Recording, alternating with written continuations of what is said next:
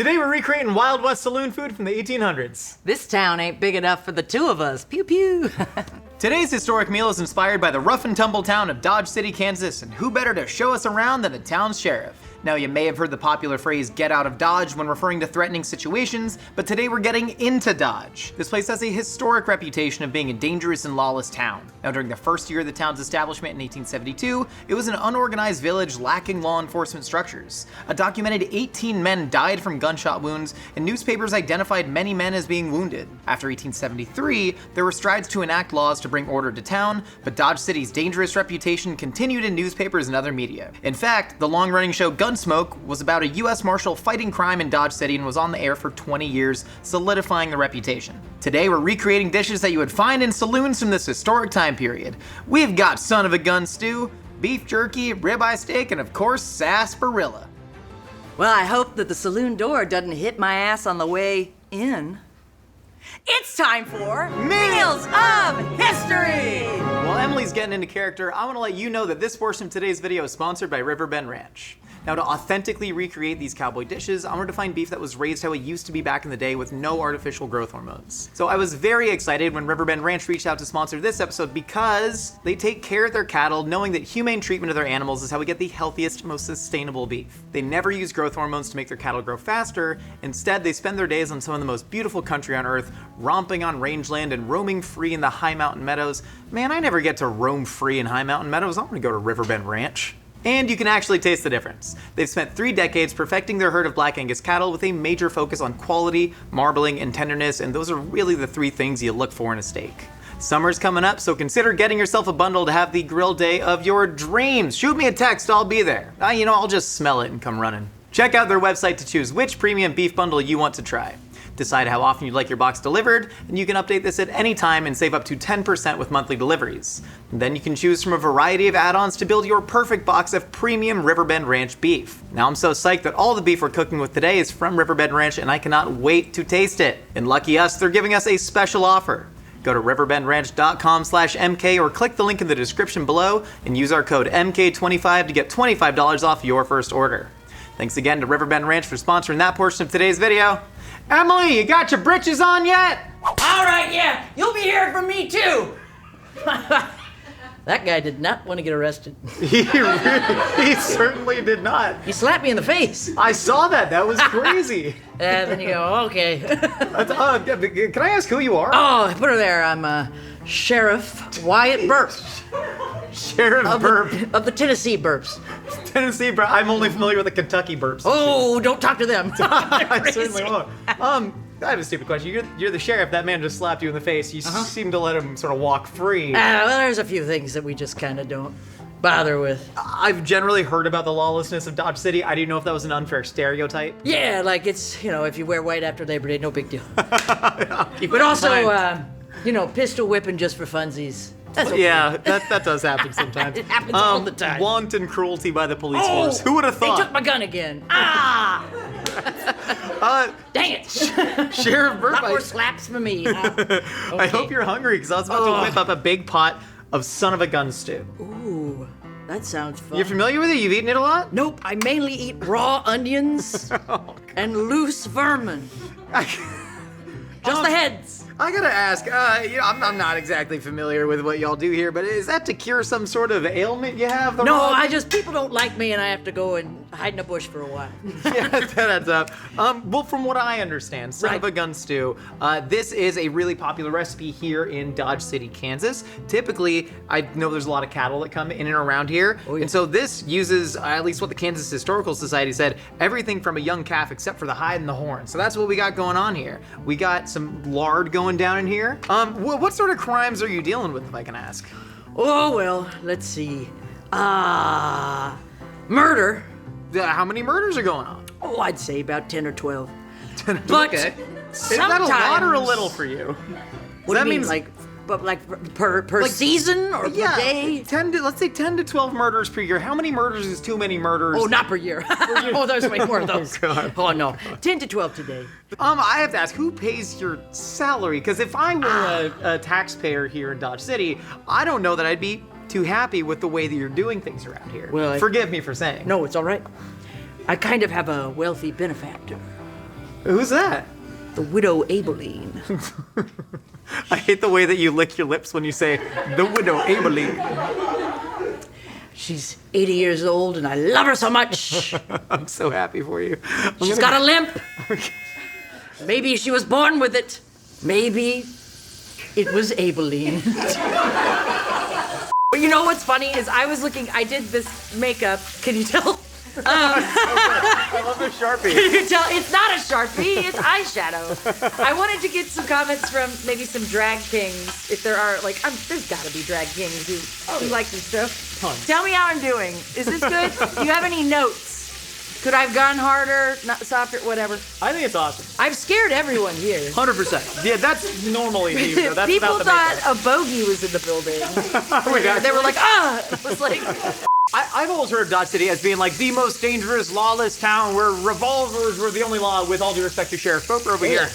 But as it turns out, there was one year, 1872, where there were 18 murders, and that seemed like a lot. But it was in a place where railways could easily get to, so journalists from New York would come down to Dodge City, and they wanted to like sell this idea of the lawless Wild West, and so a lot of the stories got overblown. And then the show Gunsmoke in the 1900s.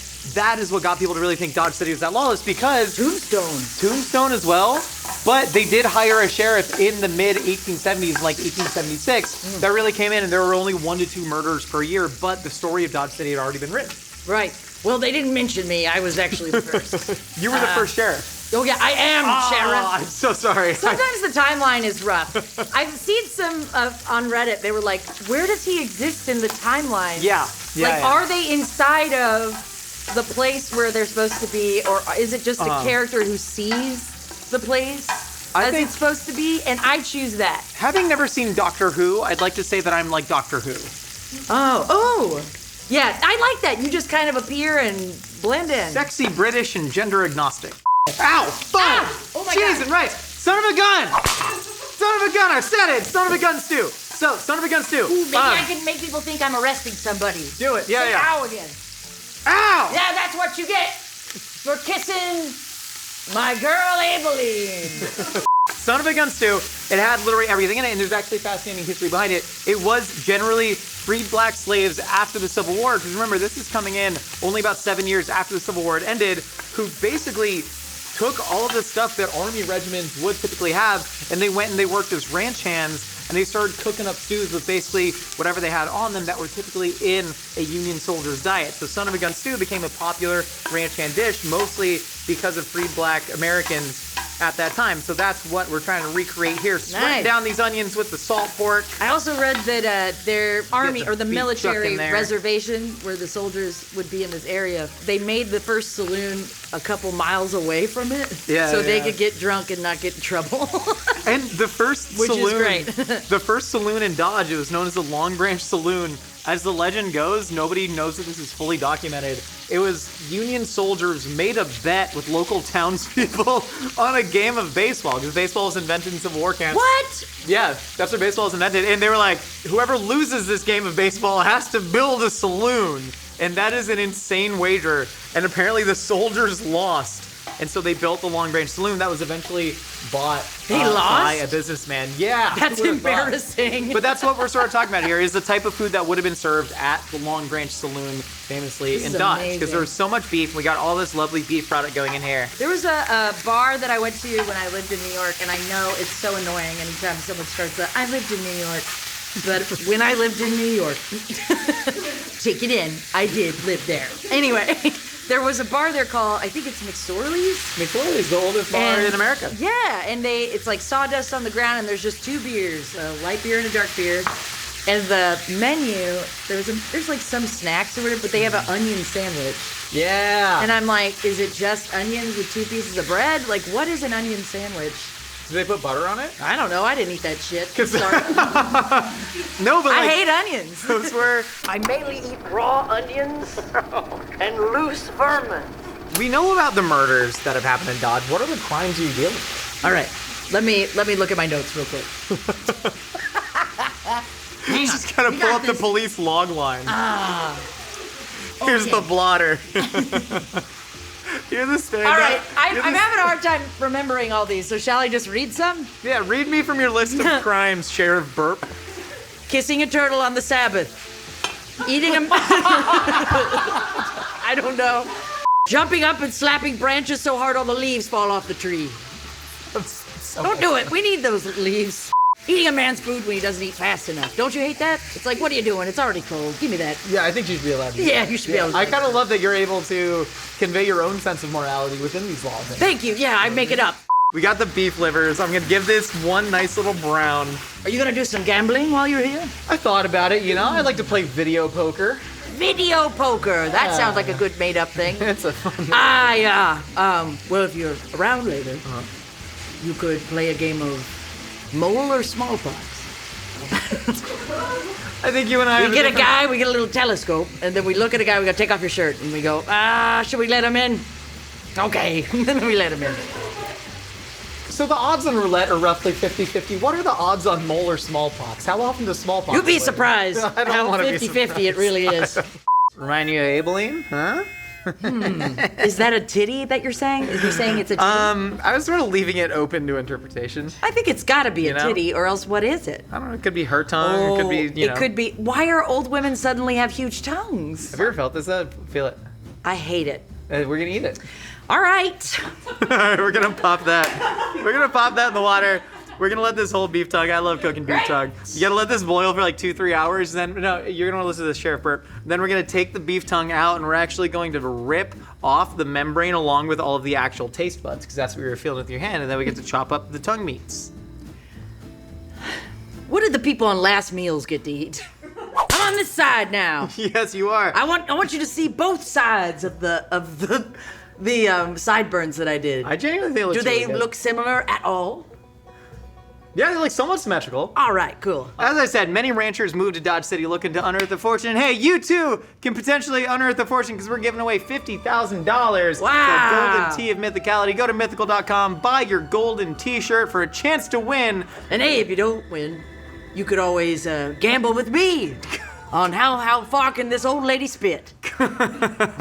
What's the longest old lady spit you've ever seen in your I thought you were years? going to say the longest old lady tits. And it's Abilene's. I love them. I wear them as a little hat. I know love is love, but I hate that. Yeah, well. That's not. Listen, I think people are very biased towards older women. That's true. And they should lay off it. So beef jerky was actually a Native American preparation. They would, kill some sort of deer or buffalo, and then they would take the meat, and as a method of preservation, they would salt it, and then they would hang it up next to a fire. We ain't got a fire here, but what we do, guys, smoked salt to mimic the smoke that would come off of it, and then we also have a dehydrator, so I'm gonna throw that in there. And jerky actually. Where is it? It's over there. It's a cool little trick. You can make your own jerky at home, or you can use an oven and just keep the door open a little bit. But jerky, I actually did. Okay, Sylvia Plath. Jerky is a Native American word. It comes from charqui, which I think is really cool. I always wondered why it's called. Charqui is a Native American word for jerky, or for beef jerky. And we Americanized it or anglicized it to jerky instead of charqui. Yeah, it sounds. Which I think is really cool. So we're gonna get these thin strips. We're cutting against the grain of this beautiful flank steak right here, and then we're just gonna get this salted up. Do you want to salt and pepper up that ribeye and turn on that pan? All right. I know, Sheriff. It ain't your typical vocation out here. I'm very excited about this. Well, I can do it like, I know, Sheriff. Now this ain't your typical vocation out here now, but if you're gonna salt up that steak for me here, is that how I sound? That is how you sound. Indeed, I do declare, sir. Okay, so we talked about how there were a lot of people writing about Dodge City. Some of the claims might have been overblown. But the funny thing is that actually attracted a lot of real criminals to come down and go, well, hey, if all the best criminals are here, it's true. We're gonna come in. I mean, if you've committed a crime outside of Dodge City, and then you come in, no one can mess with you without a warrant from the magistrate, which nobody's got one of those. So basically, you can commit a crime, come back in here, and then all is fine as long as you don't leave again. I heard it created like a really weird mix of people though, because you had these like professional criminals and gamblers, but then also you kind of had like disaster tourists who were just coming to check out Dodge City to see if it was real. Those are the people who are dead. I hope you have a lot of years left of it. It seems like you've it's really fine. Found a good thing. I've got a real good strings and pulleys system at this point, just to help her, like, get up, go to the loo, to the water closet. She just I put her on this so there's this thing, and I've got a little, track, like a train track thing. Sure. And then I got like a bar, and then little strings, and then she just goes, wee. So I'm Abilene, so act like I'm Abilene, and I'm in bed. I got my long disappeared nipples, and I'm in bed, and you need to get me... nice chemise. A very nice chemise, and then you're getting me into the string and pulley system. Yes. So it goes wrists into there, wrists into, you sound just like her. Wrists into there, and then there's a little thing that holds up the elbows. This is my favorite part. And then her butt goes in this little seat, and then I just, see exactly, that you get it. Yeah, I get it, that does seem And fun. then she just kind of hovers over the hole that we pee and poop in. Then I clean her up with a hose. As I mentioned, with all of the saloons and all of the much. gambling rings, this was still primarily a town of commerce where a lot of the cattle herds went in because, you see, this is a rapidly expanding west. Very much. And the trains were taking from, say, the Chicago stockyards, etc., down to the frontier on the west. Look at that beautiful state. Wow. We've even got entertainment. Yeah? Yes. What's the name of it? The Cowboy Band? The Cowboy Band. You're talking about Chocolate Beeson's Cowboy Band, G-Did. We got the Cowboy Band. At the Long Branch Saloon. Yes. An entertainer. Mm-hmm. It is, genuinely such a strange mix of people going on because you did, have, famous gamblers. There was an actual shootout between Levi Richardson and a cockeyed Willie Loving. I should have done something about that. You seemed like you should have. I don't know. And it was a fight over an affair, which seemed to be a common thing. Yeah, I've been busted for that myself. Were you the one that slept with cockeyed Willie Loving's wife? No, I'm just an Abilene kind of man. Now he's a one-woman man. She used to be a widow. Ah, okay. She was a widow. It was very, natural causes. Yeah. So we're gonna pull this steak. Now this is a really interesting technique here. This is called cowboy sop. So we got all of this lovely beef fat and drippings here, and then now what we do is we take a little bit of flour and we toast that in the pan. Ooh. Give that a nice little whisk around, and then we're just gonna add water. You're effectively making a really rudimentary gravy, and then just reintroducing. Is that a roux? What? What's a roux? I mean, this is kind of a roux a little bit. A roux is a mixture of fat and flour, and so we've effectively made a roux in here and deglazing it with water. My dad made a roux recently when I came home, and I was like, "You know how to make that?" Then what the hell was my childhood? What is the dry pork chops and the Velveeta shells of cheese? This is gonna be a weird flavor that I've never experienced before. This is just beef fat, flour, and steak flavorings. Try it. A little hot. I don't know if it's gonna be salted or not. Damn, that's wild. Cause you taste the toast on the flour. Ooh. Yeah, we're gonna reduce this cowboy sop, let this steak rest, get the jerky in, then we're good to go. All right, and I'm gonna find my pistol. I'm getting hot. Yeah, I've been smelling you. Really?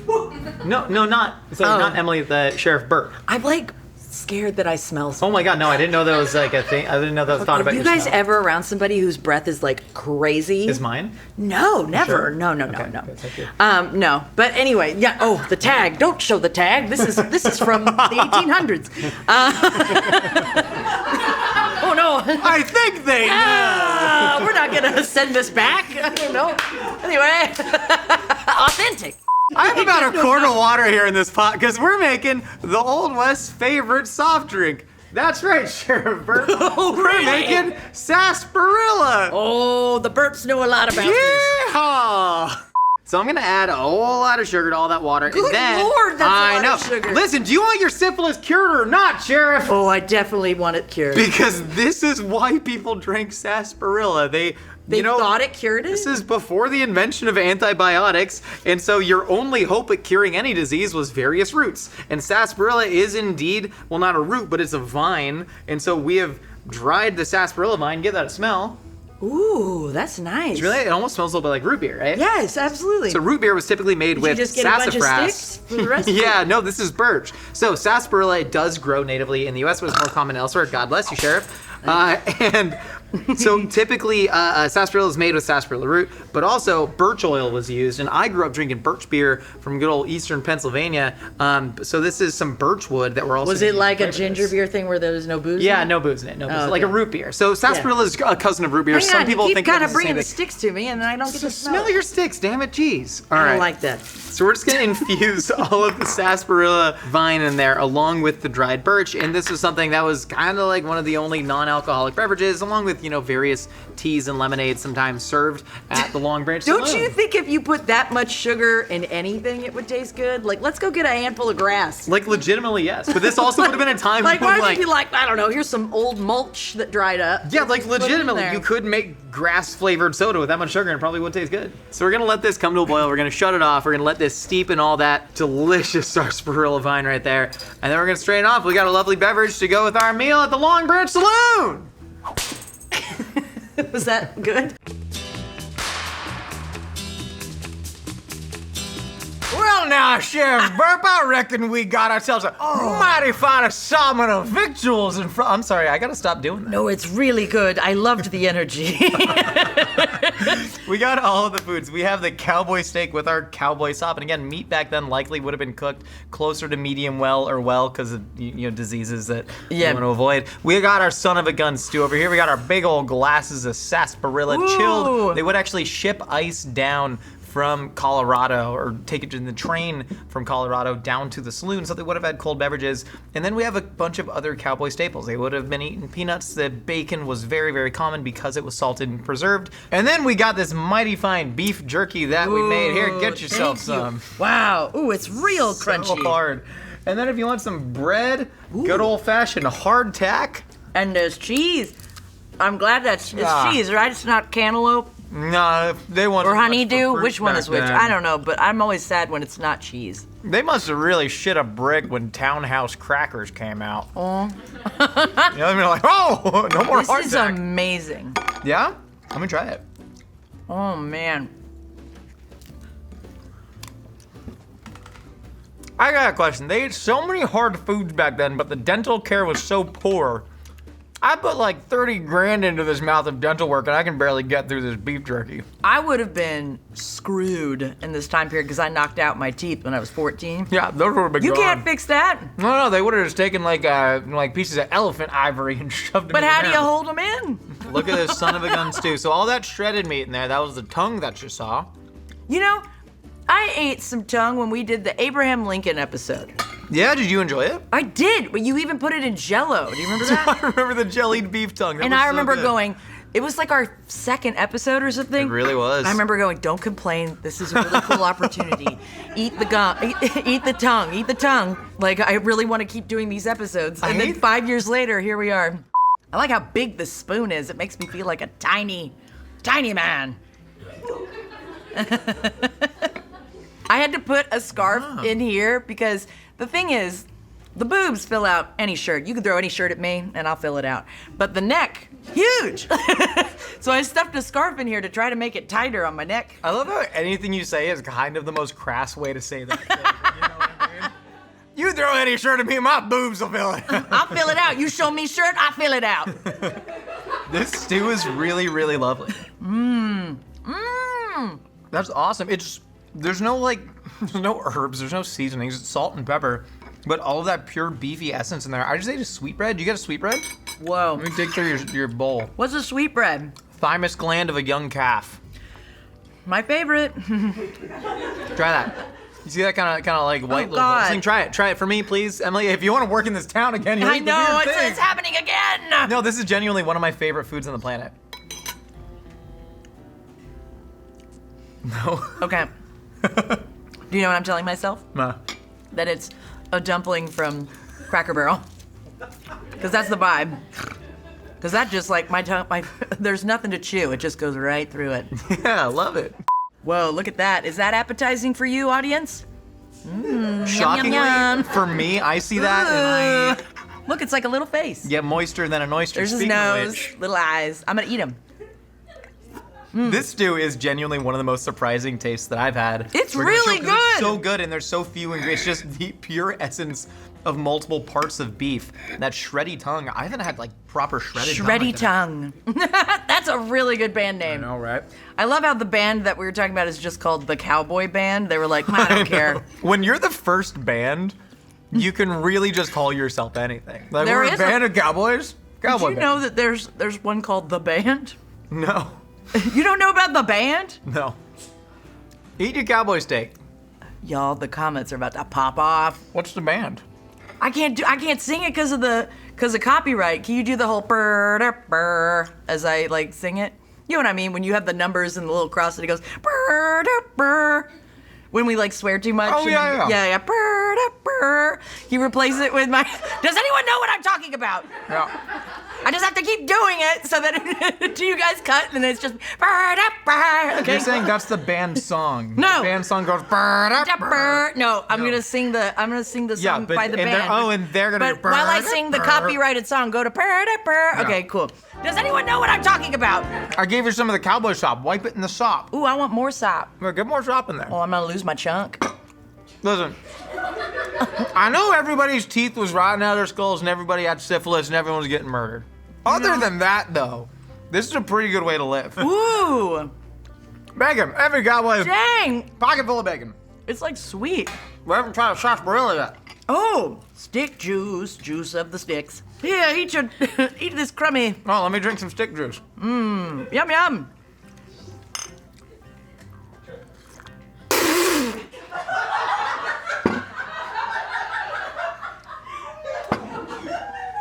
Chef Burp, is something the matter?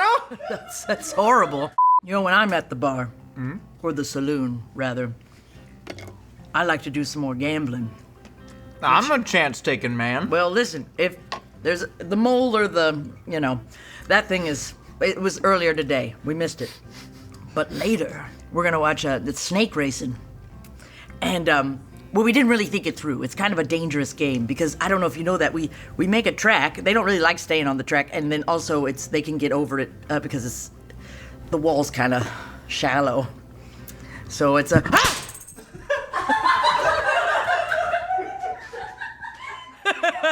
my snake! Wait, he's coming. Come back here. Listen, man. Come back here, little snake. I just come to this saloon because I like the pickled eggs here. It's got just the right amount of barman's hands. We come to this place for magic. We come to this place for little rubber snakes. Oh, he's a good one too. He's a clingy guy. He knows me by name. He's taking a nap right now. Wake up. You gotta race. You gotta race. Oh, stop it. He's cuddling. Does Abilene know you do this? Oh, this is Abilene Snake. Well, Sheriff. She's had it a long time. Maybe she was born with it. Maybe it was Abilene. Sheriff Brad, thank you so much for joining me here at the Long Wait. Branch Saloon. Listen, I don't have any money. Do you have some money? Absolutely not. Abilene's taking a nap in her weird harness thing. I can't ask her for money right now. It takes a long time for her to fall asleep, but when she's asleep, she is asleep. I believe you. Well, I gotta leave, do the snake racing. I'm feeling real good about today, and I'm gonna find my gun. Sounds like you should. Oh, someone's using it. I can hear it. That's my gun. Don't use all of my bullets. I've got two. I've got 2 bullets. They're on layaway. Sheriff Burp, somehow the least corrupt sheriff in Dodge City history. Thank you so much, Sheriff Burp, for joining me, and thank you so much for joining me here over at Mythical Kitchen. Let us know what meal of history you want to see next. Thank you so much. I'll see y'all next time. The Golden Tea of Mythicality giveaway is happening this week only. Grab your tea now at mythical.com for your chance to unbox a fortune. We're here for our tarot reading. I am sensing money in the future. Yes. Oh, not for you. Oh, this is the bronze tea of mythicality. The recipient of this t-shirt will receive $5,000. And this is the silver tea of mythicality. The recipient of this t-shirt will receive $15,000. Whoa. This is the greatest of them all. This is the golden tea of mythicality. The recipient of this t-shirt will receive $30,000. All we gotta do is get the golden tea. No. Like I said before, you can't participate. But you can. That's right, it's time for the Golden Tea of Mythicality giveaway. Which means you have a chance to win money, or money. This year, we're giving out a total of $50,000. Visit mythical.com for more details. No purchase necessary. Terms and conditions apply. Void where prohibited. Must be 18 or older. Okay, now do one just for me. That's not good. King of poopy pants.